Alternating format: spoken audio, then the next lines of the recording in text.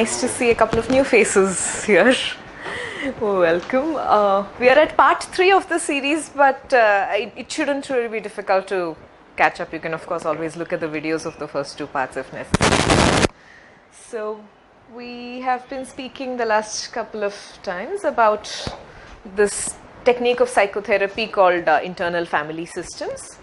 IFS was credited to Dr. Richard Schwartz, who comes from a background of psychotherapy, and he's integrated this aspect of social constructivism into psychology and developed a lovely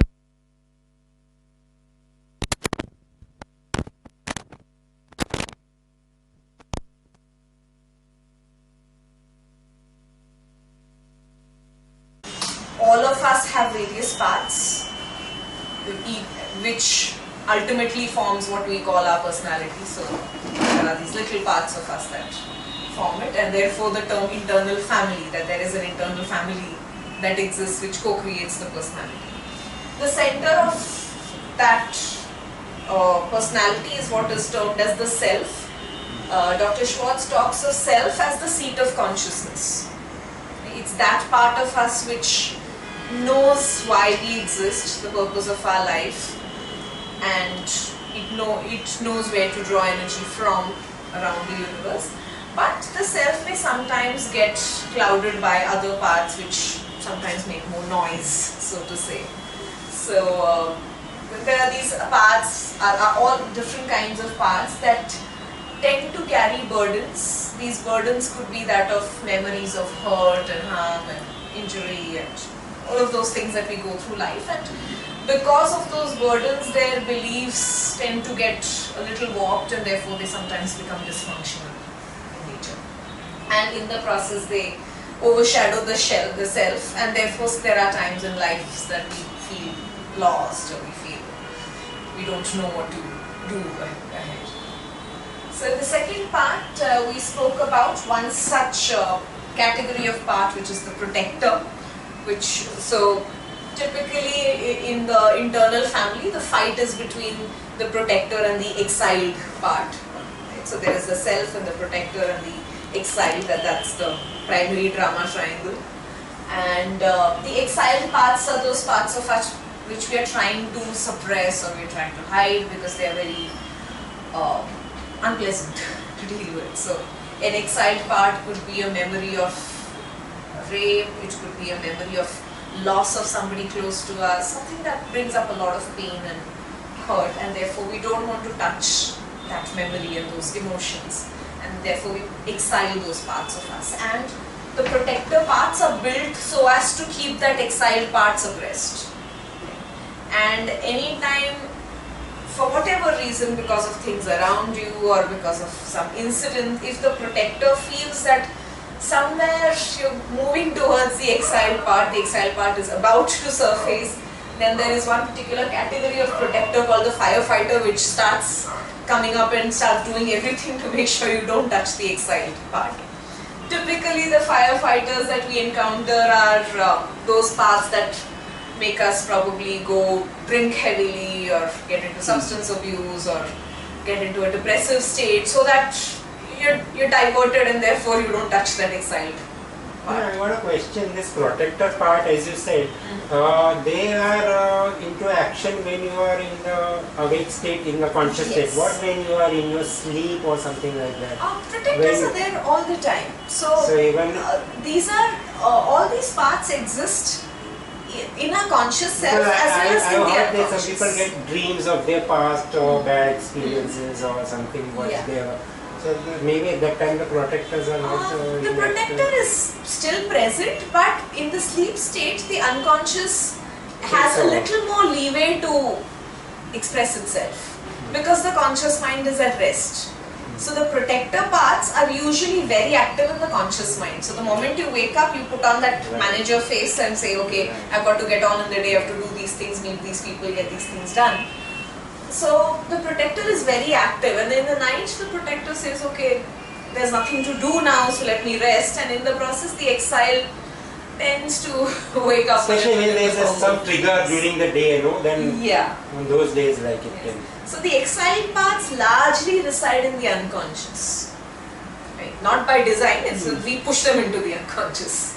So that's what we spoke about the last time in terms of how do we work with the protectors and start having a dialogue. So today we're going to be looking at one very dominant protector, which is the inner critic that all of us experience at various points in time in our life. Now the assumption when we work with the internal family systems model is that no matter how dysfunctional a part looks like, the part always has a good intention. Yeah. So a part of us that could make us drink too much or it's making us feel depressive or suicidal has a good intention for us. Ultimately the part is always trying to protect us and heal us and keep us safe. In the process it might act in a totally irrational and dysfunctional manner, that the outcome is different, but intention of all parts are always good is the basis that we work with. And therefore that holds for the inner critic as well. A lot of us don't have a very good relationship with the inner critic for obvious reasons, but at the same time it's important to understand as we work with it that it has a good intention. Somewhere that intention has gotten masked with various other things that happen along the way. So Sometimes it is termed as inner child also. the inner child may not necessarily be critical. Yeah. So the inner critic is often experienced by the criticized child. So the child becomes the recipient of the inner critic. Parents. Parents. Inner parents, yeah. So in transactional analysis terms, what is called the critical parent is often the inner critic. So the inner critic is that part of us which tells us, you're not good enough, you can't do this, remember the last time you failed. Right? It's that part of us which is constantly judging us, putting us down. And in the process, of course, undermining our subconscious, our self-confidence in a big way. It's always trying to put down our self-image and self-esteem. All the negative thoughts. Yeah, it will bring up everything that is negative. And normally we hear it as self-doubt, a thought coming up in mind when you're about to do something, saying, what if it goes wrong? What if you can't do it? What if you make a fool of yourself? What if somebody laughs at you? All that is the inner critic talking. So, some of these inner critics are born because of our own experiences. So, maybe we were a kid, we tried doing something and we failed. Let's say, as a small child, you participated in an elocution competition, you went on stage and you forgot. And therefore, the experience was that I went on stage and I fooled myself, made a fool of myself. The inner critic starts developing to say, you're not good enough to go on stage or make a presentation or talk to people because you'll always make a fool of yourself. So, while the belief of having made a fool of myself was true in that one little instance, what the inner critic does is it holds on to it and says, even if the situation changes, even if the time and space changes, I will still hold on to that belief so that I protect you. Because ultimately it's trying to protect that self from experiencing that bad emotion, that hurt and that embarrassment that that little child may have gone through. So it has a protective role, however, it gets very dysfunctional if you allow it to exist beyond a reasonable time. So if we were to look at what sustains the inner critic, and the fact that the inner critic lives within us means there is somebody who's allowing it to live. Right? So every time the inner critic comes up, there is some other part inside of us that's listening to it and saying, yeah, okay, maybe you're right. And therefore the inner critic survives.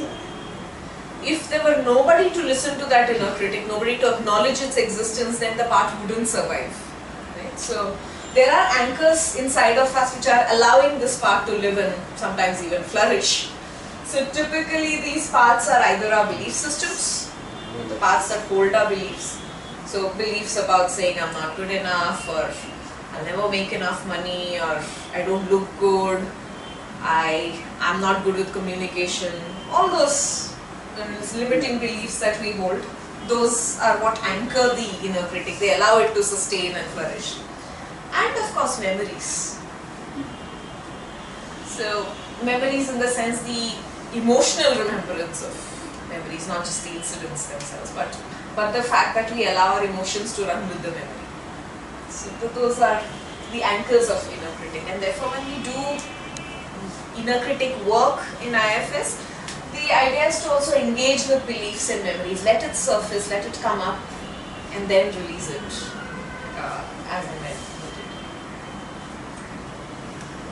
So there are several types of inner critic, and while it's not necessarily essential to label which inner critic are you dealing with, the types can give us a clue in terms of what are we handling at that point in time, and therefore where is it coming from. It makes the process a little faster, so it helps to be familiar with the types. So one kind of an inner critic is the perfectionist. You know, the part of us that says you can't do something unless you're perfectly ready for it. Right? So I cannot take an exam unless I'm absolutely ready for any kind of a question. So till the time I feel absolutely thorough with all possible textbooks, I don't want to go take that exam because I won't do well. Or I don't want to, let's say at work, I don't want to raise my hand for that presentation because unless I'm absolutely confident of all possible knowledge in the area, I'm absolutely confident of presentation skills, I won't do it. So that's the perfectionist, which often becomes a deterrent because the perfectionist makes us pass on opportunities and not take them up just because we are looking for that perfect preparation, which hardly ever happens in life. You always have to work with limited data.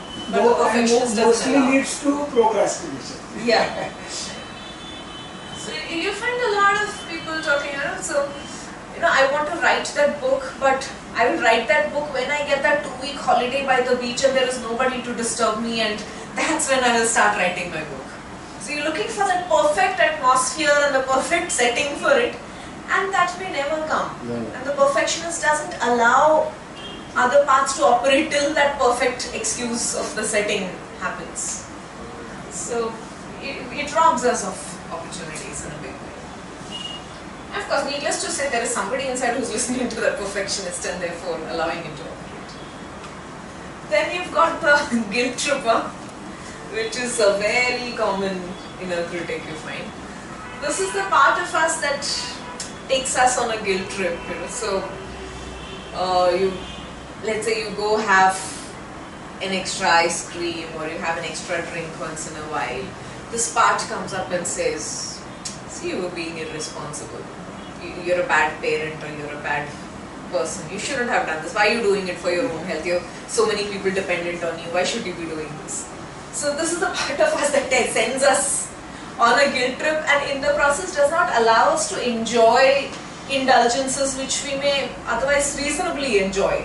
It's not something that's very harmful that we're doing, but this is the part that attaches guilt to everything and in the process doesn't let us enjoy even let's say a simple extra drink or an extra dessert at the end of a wedding or something. It puts you on that guilt mode. And guilt tripping is, of course, it's an internal game.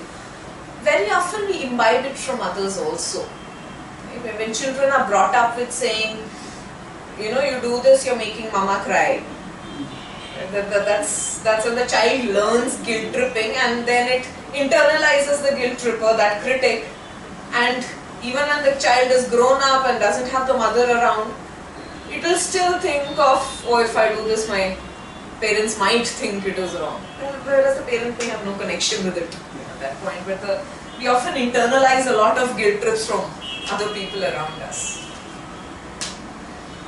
Then you've got the underminer. The underminer is that part of us that says, no, look at others around you. How are you good in front of all of them? So it keeps undermining our talents, our abilities, our our processes, or whatever that is, by usually comparing us with others, saying, look at other people in your class, they're doing so well, why aren't you scoring as much? Or look at other people of my age in the organization, they have a better designation, or they have MBAs and they're earning better salaries. So it's the underminer is that part of us which will constantly compare us with the rest of the world, not acknowledge our situation in the process, only look at the superficial comparison and then in the process put us down. Again, the role of the underminer again is primarily protection. It is trying to make sure that you're not getting too big, or you're not becoming too famous, or you're not becoming too successful, because there is a risk associated with success. Right? So it instills the fear of success, because success comes with a lot of responsibility. It sometimes comes with fame. It comes with a lot of social standing, which then you need to sustain. And that fear of sustaining that success is handled by the underminer. So it lets you stay with failure or stay with mediocrity so that it's a safer game to play. Because success can be a very dangerous game to play. Yes? Underperformer, any difference? So underminer may lead to underperformance. It encourages underperformance. Because it says, the underminer is that part of us that says, for example, that, if you top the sales this quarter, next quarter they're going to give you a bigger target. So you might as well not meet your target this time, so that next quarter you're okay. That's typically the underminer's game, and therefore it may lead you to underperform if you believe the underminer. That means you're losing your self-confidence. Yeah, all of these ultimately play on the self-confidence and the self-image. But then after the incident, then you will validate yourself. देखो बोला था ना. That's the hook of the inner critic. I told you so. Yeah. Even if a little thing goes wrong, the inner critic will come up.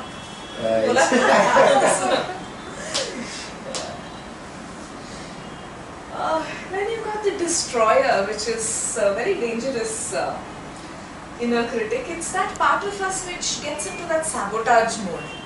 And you'll see that in some people where there's a pattern of getting into something where there is self-sabotage. So somebody may get into a relationship, find a good relationship, but find some way to make sure the relationship goes sour and there is self-sabotage, and then you're out of it.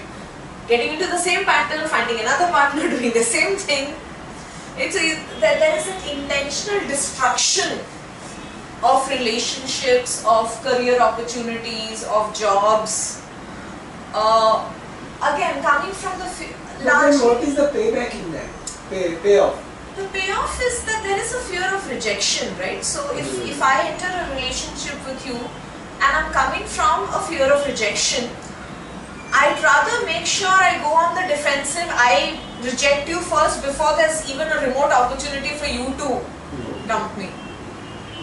Right? So in the process, I'll unconsciously do things that will make sure that the relationship gets destroyed. In the process, I get to blame you. You don't have the opportunity to find fault in me. So the payoff is that I don't get rejected.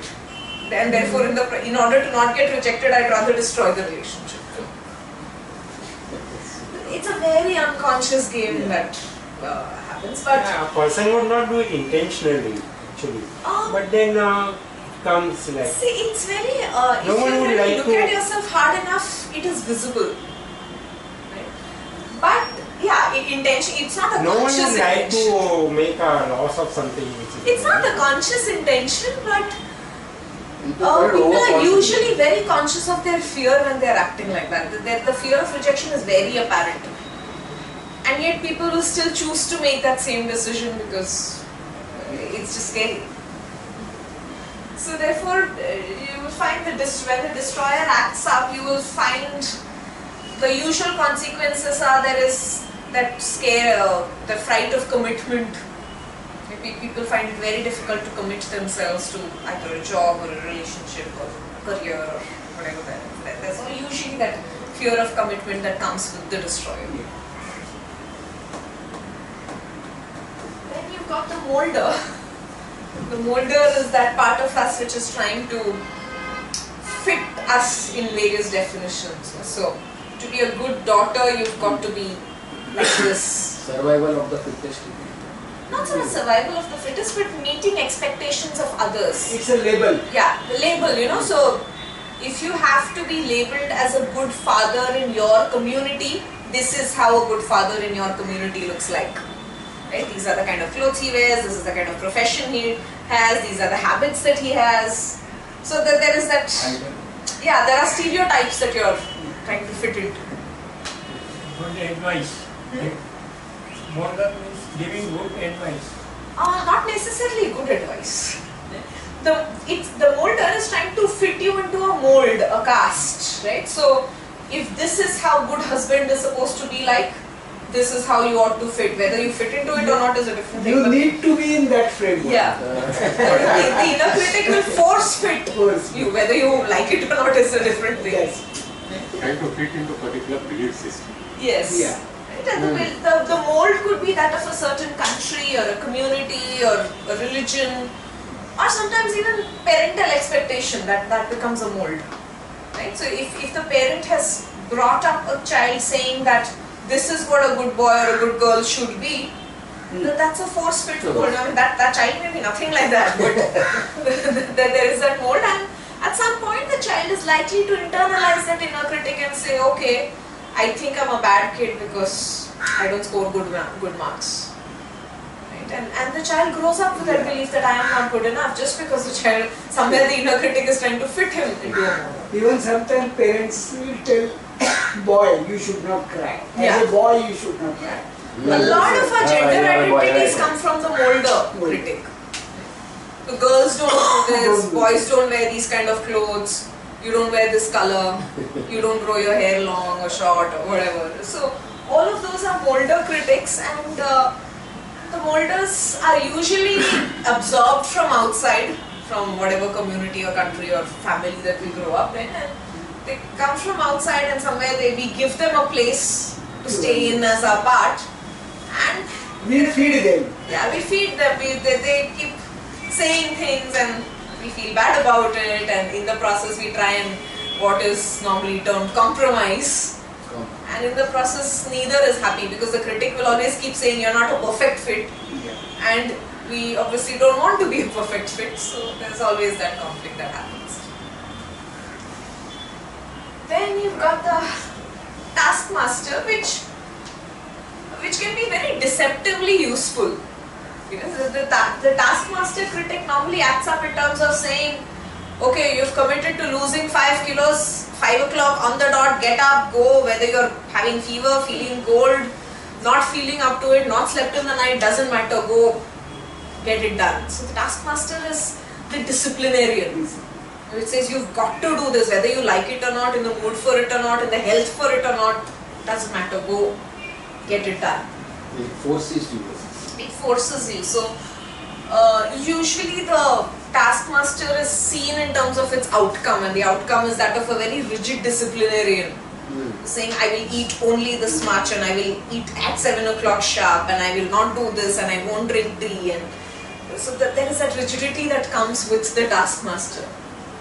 Sure. And it's a very it really has physical consequences. I mean, you see people with high taskmasters invariably dealing with arthritis and joint pains and lack of circulation and all of that, because somewhere the taskmaster makes you rigid. Do at any cost. Yeah. And that has very clear physical repercussions. They are mostly never in a restful stage, you know, Yeah, very because they restless. don't allow the taskmaster critic, if you give it predominance, it doesn't let you relax. They're mostly restless. Yeah, because it will say, okay, now you've done with tasks till 3 o'clock, get on to the 3:30 task. Don't rest in between, don't breathe. If you breathe, you're not good enough. It's a very high disciplinarian. So it doesn't let a person relax. And then finally, of course, you have the inner controller, which is constantly monitoring and saying, Are you doing well with life? You can't It's be an relaxing. umbrella, no? Inner controller is umbrella. Not sure. They're usually categorized as 7 different types of inner critic. So the inner controller, yeah, in that sense, all of them are controlling. But the inner controller specifically is the kind of a critic which makes you very restless. Even if you're looking to indulge sometimes, saying, okay, I've done this project really well, or I've done this exam really well, I've got 1 week of vacation, let me relax. And the inner control will come up and say, no, if you relax too much, then you'll have a problem, so don't relax. Right? So the other polarity of the inner controller is the indulger, right? Which says, let your hair down and party. The inner controller will say, no, you can never get to that stage, because anyone who gets to that stage goes off course. So therefore you shouldn't go even close to that. Yeah. It's like saying, that is, often as teenagers we hear, no, that guy is bad company, you shouldn't go anywhere close to that. That's the job of the inner controller, that says, no, don't go close to that behavior, because that's being too relaxed, too indulgent. Pros and cons. It doesn't look at pros, it only looks at cons. Yeah. It always says that you party too much, you go for a nice vacation, you won't feel like coming back and working. So don't go to that nice vacation. So that's the inner controller. So the polarity of the indulger. So all of these inner critics, the polarity of the inner critic is usually some form of a rebel. That says, forget it, I'm not going to hear the critic. But in the process, of course, also not being productive, because the rebel goes on the other extreme. It's not very useful behavior either. So, how do we work with these voices or paths inside us? The standard IFS model for working with most paths is these 3 steps of see, understand and offer compassion. So, if an inner critic comes up, you hear an inner critic coming up anytime during the day, first step would be to acknowledge. The see part is acknowledge and say, hey, okay, you exist, there is a part of me that's doubting it, there's a part of me trying to control it or manage it in some way. Acknowledge the part and say, okay, I know you exist. The second piece is understanding, which is having that dialogue to say, I know you exist, and I know you exist in order to protect me. At this moment, I may not understand what you're trying to protect me from, but there's something you're trying to preserve. There is some self-preserving instinct which has brought up this part. So I understand that you have a utility. And the third piece is that actual engagement with that part where you say, where you're offering compassion. Offering compassion is in terms of telling that part that, okay, while you're putting me in a state of self-doubt, while you're lowering my self-confidence at this moment, because I believe you have a useful intent, let's talk. I'm not going to judge you as being bad, because I believe that you have a useful intent. Is there permission to explore this dialogue and see where is that useful intent? What is that useful intent? And usually when you get into that dialogue, and that dialogue can be done in a meditative way by just sitting and talking to oneself, a lot of times it helps to write this dialogue, especially with inner critic. It always helps to have a written dialogue, because the tendency is the moment you come to the third step of actually engaging with the critic, a firefighter will normally come up and say, divert, you've got these things to do, don't get into the dialogue. Because the inner critic, of course, wants to survive also. And there is that survival instinct which is natural. Not with the method you explained in second part, like position wise. You can do that as well, but with inner critic I usually find it helps to write, because what happens in that process is you may shift it. Yeah, sometimes you go off track because the inner critic pulls you out. There's huge survival instinct. So when it's on paper in front of you, there is nothing more that you can. It's there. Forced to jot it. Yeah. So it helps to write and say, okay, tell me, what are you protecting me from? So you're telling me that I shouldn't take this vacation. What happens if I do take? What happened the last time I went on a vacation? Did I lose out on a promotion opportunity? Did I meet with an accident? What happened? What is it that you're trying to protect me from? And so have that dialogue with the inner critic. Depending on what the critic is trying to do, the dialogue will of course differ, but it really helps to. So the dialogue is, it really helps to, in whatever language you're doing, it helps to mind the language in terms of not labeling the inner critic by saying you're bad. It's just about saying, I know you're trying to do something useful for me, so let's please talk. Yeah. It is important to make that part feel safe. Acknowledge it also. But then how do you arrive at the judgment? So there is no judgment in the How process. you decide then whether to do or not to do? So you look at the pros and cons. It's possible that at the end of the process you might say, okay, while I would like to go the other way, somewhere the inner critic at this point still feels comfortable. Whatever the inner critic says, still feels comfortable for me. So till the time I'm willing to shift that jump and release the critic, I will take this step, but I will do so consciously. I'm not doing this unconsciously now that I have no choice. I have a choice, I'm choosing to do what the inner critic says. So if the inner critic is saying, no, don't go for that party, instead sit and study for this exam, I might have that dialogue, and the inner critic might come up and say that, the last time you didn't study for that exam and this happened, and the last time could have been 20 years ago, it doesn't matter.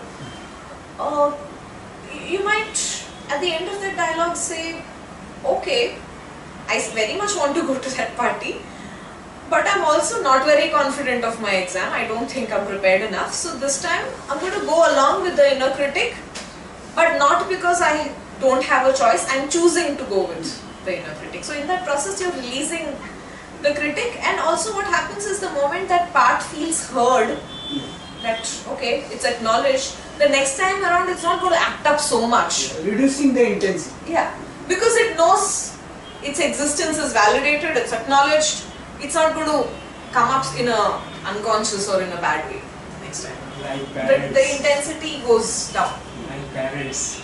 Yeah, once they trust you, they don't really follow up so much. Yeah, it's a similar process in a way. So, typically, as I said, the techniques that usually work are writing. So, what you're trying to do in the process is unblend, right? And normally what happens when an inner critic comes up is, there is a very typical reaction pattern. Inner critic comes up, you get panicky, and then you stop doing whatever you were wanting to do. So, what we're trying to do through the transformation process is unblend the reaction to the critic. Let the critic come up, start writing, start dialoguing, and don't let that repetitive pattern of response come up. Break that pattern. Because ultimately the inner critic is trying to put us in a state of hopelessness. The idea is to give hope to that situation and say alternatives exist. It doesn't have to be this way. So all my life I don't have to be a bad public speaker. All my life I don't have to be bad at numbers. So the inner critic puts you in a state of hopelessness by saying, 7th standard you failed in maths, which means all your life you're going to be bad at numbers. Whereas the process here is to say, alright, I acknowledge I failed in 7th standard, but it doesn't mean I cannot pick up skills now. So there is an alternative that's coming up through the dialogue process. So the unblending process is the transformational process of the inner critic. If you want to blend multiple things, the swish pattern in NLP often helps when you're dealing with the inner What critic. is this swish pattern?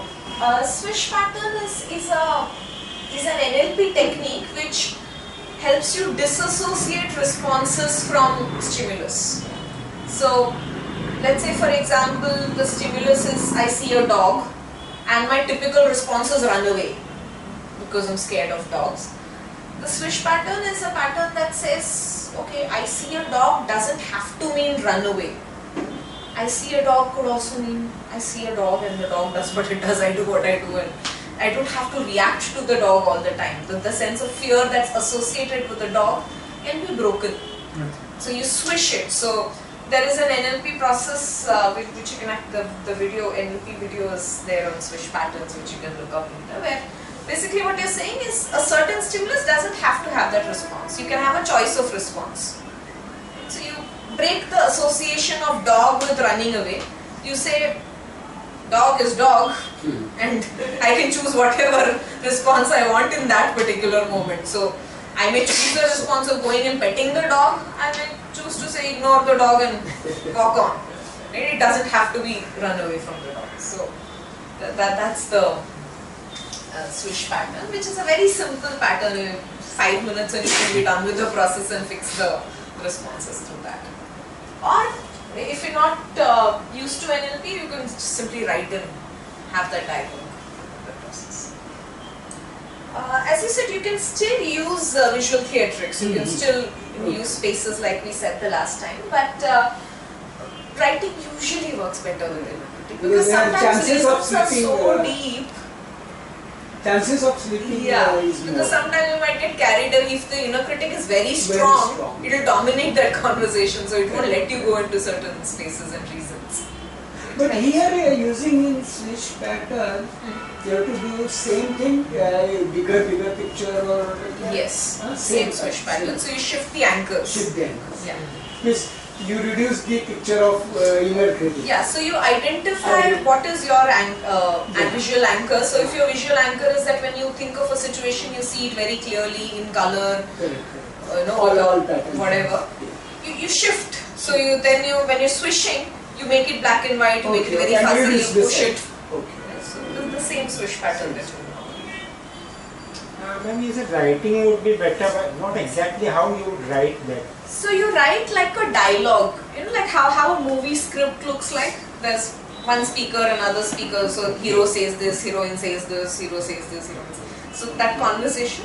So you can do that. So there is self, which is you, and there is this inner critic part, whichever inner critic has come up. So you start having that dialogue saying, so the self can say, I hear that you're trying to stop me from going to speak at the conference. The inner critic will say, yes, obviously I'm trying to stop you because the last time you spoke at a conference, it was a disaster. Self can come back into the dialogue to say, I hear you, but this time around I really see this conference as an opportunity to grow my career. I really want to use this opportunity. And I understand that you're trying to protect me. Would you like to speak further about what you're trying to protect? And then let the inner critic talk. So it's a very conscious dialogue that you're... That is auto-suggestion, it is like not auto-suggestion, in the sense you're very conscious of the process. So it's not like auto-writing if that's what you mean. You're not channeling something else. You're still having a dialogue with a part of yourself. what is different between auto-writing and auto-suggestion? Auto-writing is a mediumistic method where you're trying to channel a certain energy. When you go this way or that way, you have to give it to the brain or the process mind or unconscious mind. Yes. No, but here it's a deliberately conscious process. You're not saying, okay, let the pen write what it writes. It's not a subconscious process, Yeah. it's a conscious It's a very conscious process. You're letting that. So a lot of times, and with most people it happens that when you're doing the writing process, you actually imagine the inner critic sitting in one part of you. Like you'll feel the inner critic sitting on right side of the head or in your stomach or wherever. So when you're addressing that part, you can address the dialogue coming from that space. Writing goes to conscious mind, whereas auto-suggestion goes to the unconscious mind. Yes. Which one is the effective one? Here in this process, we're looking at working with the conscious mind. Auto-suggestion has its own uses, but here we're not using that process here because the inner critic is very loud and clear. We don't need to work with the unconscious, work directly with the conscious. So writing is usually the easier technique, but swish pattern works equally well if you're familiar with it. Writing also helps to observe the pattern, I suppose, because Yes. in sales also usually we write name of the people we are going to follow, and after some days we see mostly we are following same people. Like nothing new is there, and that maybe result you are not getting because of that also. So it has Yeah, it gives you documentation, records. look of back things, Yeah. and You are developing a case history. No? Yeah. yeah, that way. And actually, if you maintain a journal of sorts, a lot of times all inner critics will have a certain pattern. Certain pattern, yeah. I think it is very useful. I mean, Yeah. if we use it for different situations, and you yourself can realize the pattern, Yeah. and you can improve your personality based Yeah, on yeah. that. Because eventually you can, and if you really work with the process, you can actually release the inner critic Yes, yes. altogether if you're engaging it enough. So the idea is ultimately this journey that you're looking at engaging the inner critic, appreciating the intent of the inner critic. Why does it exist? It exists to serve you, to protect you, to safeguard you. So in the process, you transform the inner critic into the inner champion, which actually starts rooting for you and says, hey, there's an opportunity coming up next week for presenting in the office. Take it up. You'll do well. So the inner critic can actually transform into the inner booster. Even that may lead to your improve your planning also. Yeah. Because you're shifting it into a very resourceful state. So it's not like when you work, the idea is not to make the inner critic die. No paths die in the process. And that's true for all IFS processes. We're not trying to kill any part. The idea is to transform the parts. It's a sort of a optimistic pessimism. They term it. It's a pessimism, Actually, but it is optimistic. Yeah. Inner critic reduces your confidence, whereas by doing this, it will increase your confidence. Yeah, so what happens with the inner champion is it's not making you overconfident, but it says, hey, here's an opportunity, why don't you look at it? That fear goes away. Yeah, Yeah. the fear goes away. You can, of course, by all means, it will still make you use caution, but at least it will let you explore opportunities. Whereas an inner critic doesn't let you Doesn't explore. allow you to try also. And you will know the hurdles also Yes. Yeah. in advance. Yes. Sometimes we don't even try, thinking of this failure and fears. So at least that would not happen. Yeah. You would try at least and see what happens. Yeah. The inner critic will always bring up fear of failure. So the idea is to engage it, and then the inner champion can come into a space of saying, okay, here is a good thing you might try. Possible you will do well, there is a possibility you might not do well, but why don't you do your best? The inner dialogue shifts, so there is a lot more rest and relaxation if nothing else. Yeah, it's from critic to kind. Yeah, It is also absolutely. From being critical to being nurturing. So it's not about saying do everything you want to do, but being nurturing enough and And also it would reduce the conflict in you, because sometimes you are in too much of conflict, whether do or not to do. So all of IFS is about reducing inner Right. conflict. Right. That's the whole purpose of using internal family systems. So the moral of the story being we're not killing any family member, but just transforming the relationship. Creating a team. It's creating a functional family. Functional. So that's for today. Thank you very much. Thank you. Thank you.